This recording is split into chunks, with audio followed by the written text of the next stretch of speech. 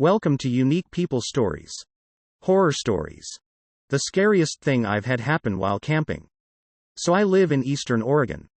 And my mom lives in Western Oregon. I went to visit her for the summer and she's very outdoorsy, so we decided to take the 1-hour drive from her city to the coast. We end up at this free campsite at the top of this hill, huge foothills of the coastal mountains. About a 25-minute drive from the top where the campsite is to the bottom where the main road was, and we were the only campers there. We relaxed for the rest of the day. Made food, etc. A truck full of men drive up the hill and talk with my mom, I don't know what about. Wasn't suspicious at the time, and they leave us. Fast forward to the middle of the night. I wake up to my mom sitting straight up in the tent. I wake easily, so I heard her gasp and it woke me. As soon as she saw I was awake, she put her hand over my mouth because I was starting to ask her what's wrong. It was dead silent, and all of a sudden you hear footsteps right beside the tent. The little flap that covers the zipper was even moving. Thankfully my mom has quick wits and said very loudly, "Kenny, grab the gun." Kenny is my dad. Although that doesn't matter. And mind you, he was not there. Just us girls, like I previously said. They left. No harm was done. Thank the Lord for my mama. In high school my friends and I were messing around with a Ouija board one night. We had done it before and nothing remarkable had ever happened. We usually did it to try and scare each other or our girlfriends. We all thought it was a joke. That night there was no one else home except the 7 of us, and we were all together around the board. One of the girls there wanted to try it. She had never done it before. This time was different. The board misspelled some of the words the same way every time. It gave answers that seemed really historically accurate for our town, things we neither knew or cared about. Long story short, the spirit claimed it was a 10-year-old boy who had died on the property in the 1800s and was buried there too in an unmarked grave. My friend's house was on a farm in the edge of town. We were all a little freaked out because the board had never been so detailed and consistent. However, we were still skeptical and we were all assuming one of us was trying to scare the rest. Finally, my friend asked if the spirit could do something to prove he was there with us. It went to yes and then spelled out KNOCK. Then the planchette stopped moving. We just all stared at it silently, and then there was a rap on the window right next to us. The lights were on outside and there was absolutely no one out there. We never touched that board again. Growing up, my bedroom was the only one that faced the front of the house street. When I was about 8 or 9, I woke up to my dad calmly but firmly telling me to get up, go in the bathroom, and shut the door. I was annoyed because I was half asleep. But I listened. Apparently I was more tired than I realized. Because I fell asleep on the bathroom floor.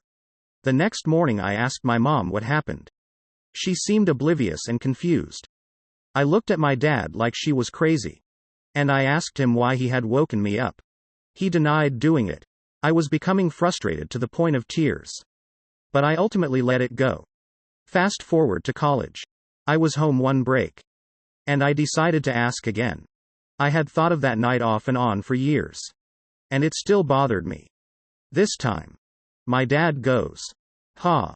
I was wondering if you even remembered that." Turns out that a lot of houses on our block were being vandalized and robbed all those years ago. Someone had broken into the garage and was inside the house. My room was partially over the garage.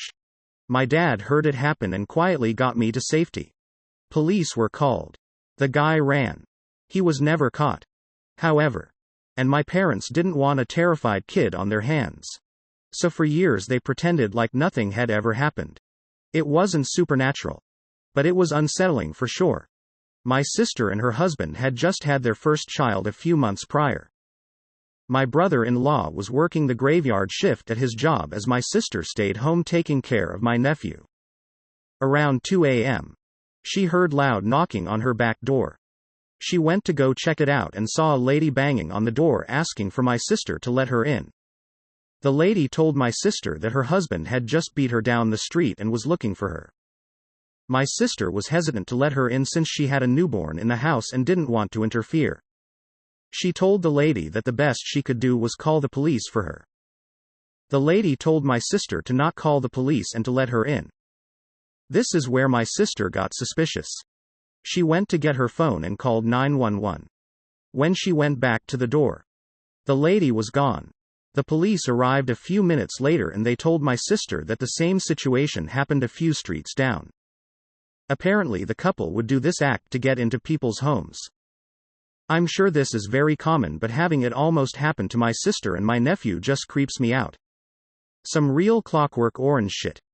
When I was in high school, I had a lot of phantom alarm experiences.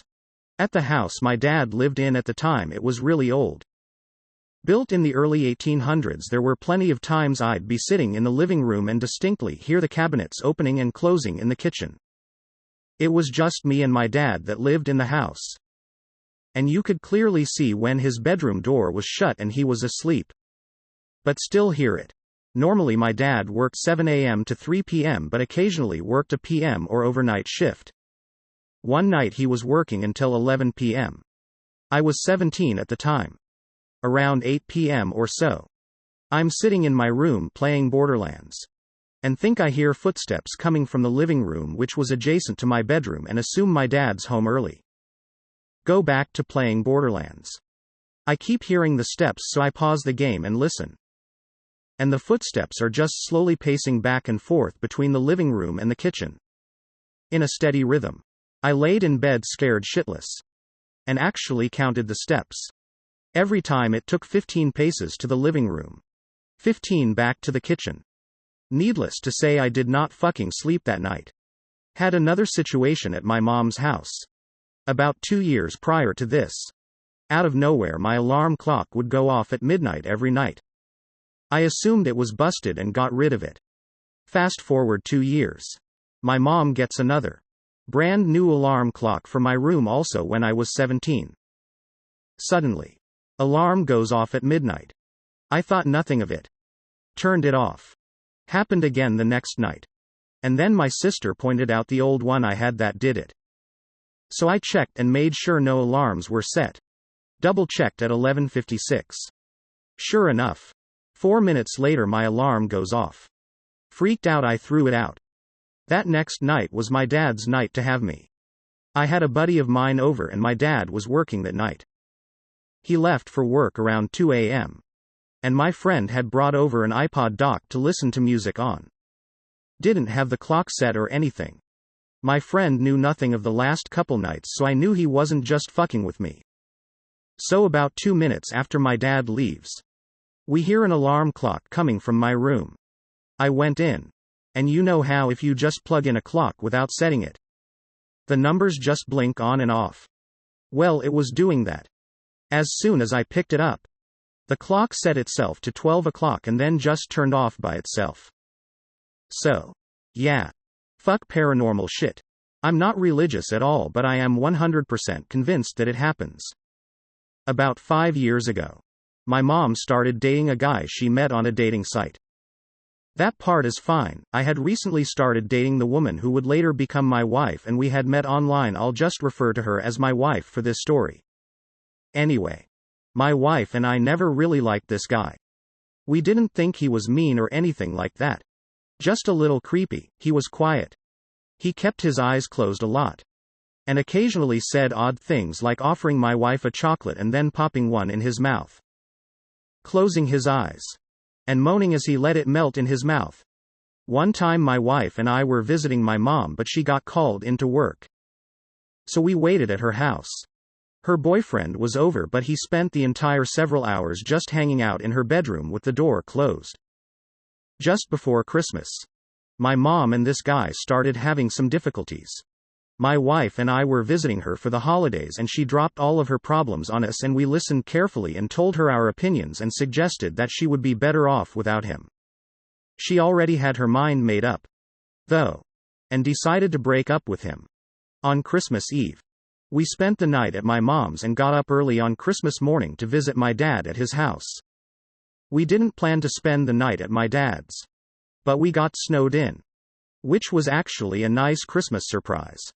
The next day we left as soon as we could get through the snow, and my wife suggested that we stop by my mom's house on the way so that we could see if she was okay. My wife just had a really bad feeling about my mom's now ex-boyfriend. My mom's car was in the driveway. But that doesn't mean much because she lives close enough to work that she often walks and it hadn't snowed in her town. She also never locks her door. Which drives me crazy. So we let ourselves in. That's when we see blood oozing out of the refrigerator's water dispenser. It had filled up the spill container and was leaking onto the floor and had made a puddle. My wife screamed and I freaked out. I fully expected to see my mom's head in the freezer. I nervously opened the freezer to find a bag of frozen cherries that had been opened, crammed into the freezer so that it fell onto the ice dispenser, and melted. TLDR thought my mom was decapitated by her creepy ex-boyfriend. Thank you for listening. What was the scariest thing that has happened to you?